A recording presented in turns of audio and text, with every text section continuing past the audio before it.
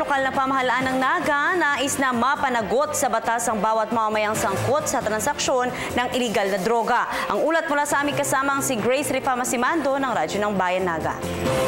Nais ng pamahalaang lokal ng Naga na managot sa batas at maipakulong ang bawat nahuhuling sangkot sa gawaing pagtutulak o pagbebenta ng iligal na droga.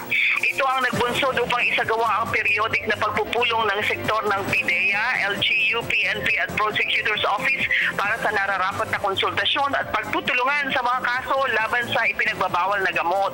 Ipinahayag ni Vice Mayor Nelson Ligacion na karaniwang nagkakaproblema sa pagsampa sa kaso, pagkalap ng mga ebidensya, kaya't may ilang kasong tungkol sa droga ang nadidismiss lang. Nababahala na ang Naga LGU dahil halos lahat ng mga barangays dito ay may insidente ng tungkol sa bawal na bunsod nito ay hindi po ng Naga City Government ang lahat ng mga records na may kinalaman sa droga mula sa PIDEA, sa PNP Blatter, sa Naga Prosecution's Office at maging sa mga regional trial courts. Dito nakita ang marami-rami ng bilang ng paglabag sa RA 9165. Maging ang records ng Bureau of Jail Management ay nagpapakita ang maraming kaso tungkol sa illegal na droga.